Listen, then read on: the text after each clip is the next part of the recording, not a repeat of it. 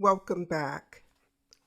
In this video, I'll be reviewing step number 4 of the notarization process, verbal ceremonies. But first, let's do a quick review. In step 1, you reviewed the document to determine the type of notarization that is required. You also reviewed the document to see the number of signers who need to sign the form. You checked to see if any oaths or affirmations would be required, and to determine if there was anything about the form that could prevent you from performing the notarization. In step number 2, you verified the signer's identity. In step 3, you calculated and explained what the notary fee would be to the signer. Now, if you missed any of those videos, make sure you go back and watch them later. If you haven't yet subscribed to my YouTube channel, I hope you'll do it today. It only takes a few seconds to press the subscribe button and turn on the notification bell. That way, you'll receive an alert when I move on and record step number 5. So let's get started with step 4. Contrary to what you may have heard or been told, Alabama notaries do more than verify the signer's identity. I'm not sure who started that rumor, and like all fake news, this rumor has spread like wildfire around the state. While I can't speak for all 50 states, I can speak for Alabama and pretty much most of the other states. In addition to verifying a person's identity, the notary's role is to deter and reduce the risk of fraud, and by being an unbiased witness, ensure that the signer is aware of what they are signing, that they are signing their name voluntarily, and if needed, they are taking an oath. Yep, all of that. In this video, you'll learn how to accomplish these things by asking questions, actively listening to the signer's answers, and observing their body language. Awareness.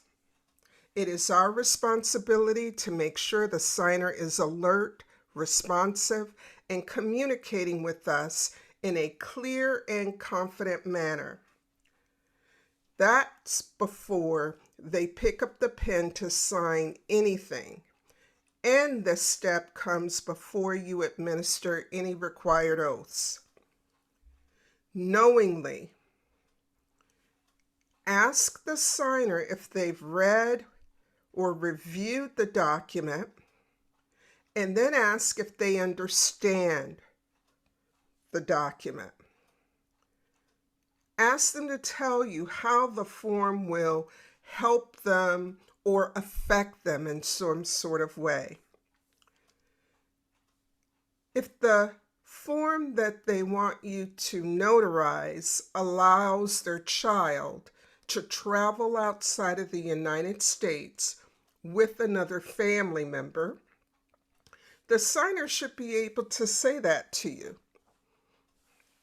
You can follow up with asking them what their child's name is and compare what they say to you to what's on the form.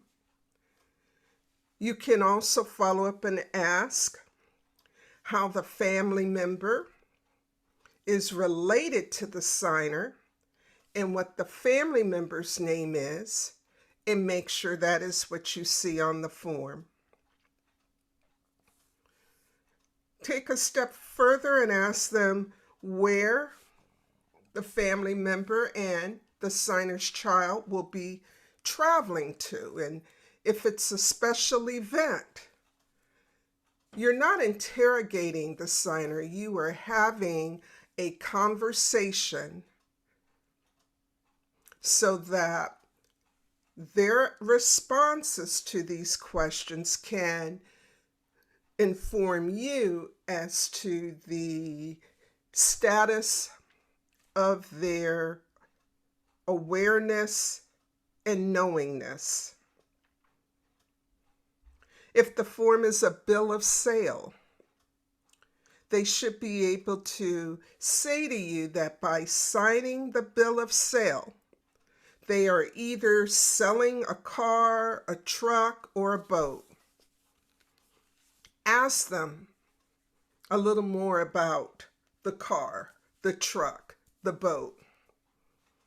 Compare what they say to you to what's on the bill of sale.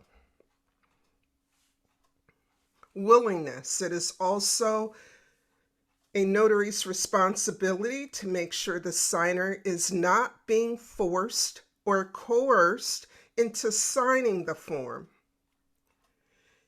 If you detect that someone nearby is giving the signer ultimatums or rushing them or making veiled threats, you must stop the notarization, even if the threats are mild and implied.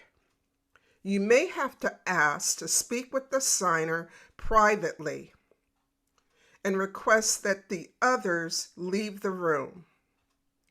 Remind the signer that if they choose not to sign the form, it's okay by you. Ask the signer questions and act accordingly. For instance, you could ask, do you know why your daughter asked me to come over today? Can you tell me what you hope to accomplish by signing this form and having me notarize your signature?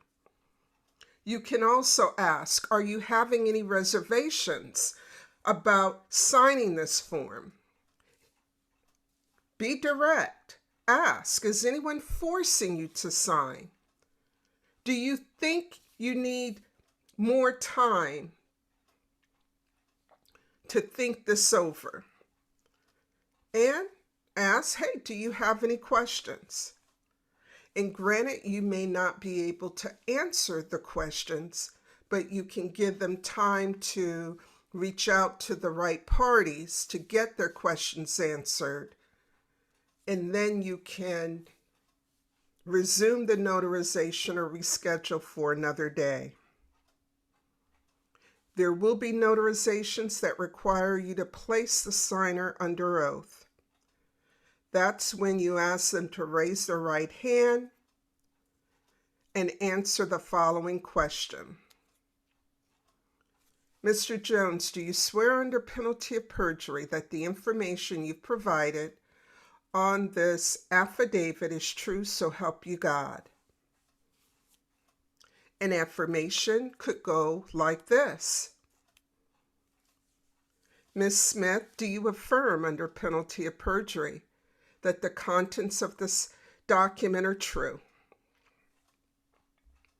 There will be situations when someone will be testifying remotely, either by phone or computer, in a court hearing or session, and you will be asked to place them under oath or swear them in. Again, you'll ask the individual to raise their right hand, and then you could ask them, John David, do you swear that the testimony you're about to give is the truth, the whole truth, and nothing but the truth, so help you God? And finally, you may be asked to administer an oath of office for a brand new or renewing notary commission or for another type of public office. These are all examples of verbal ceremonies. verbal meaning spoken, ceremonies meaning important and necessary statements that must be made by the signer and the notary. It's a best practice for the notaries to make an entry in their journal that indicates the verbal ceremonies were conducted. Performing verbal ceremonies is not optional. You must take these steps to check a signer's willingness, awareness every single time. Failure to do so can invalidate the entire notarial act. Failing this step could be viewed as notary misconduct. I know that these instructions may not be enough for you to confidently perform verbal ceremonies. The right type of notary training will cover this information in greater detail and give you an opportunity to practice. Be sure to check out the training classes listed on trainalabama.com or look for information here on my YouTube channel. Please post your questions in the comments below, and don't forget to subscribe to the channel. Be sure to check out the next video in Just the Basics series, step number 5, the Notary Journal. Don't miss it, and thank you for watching.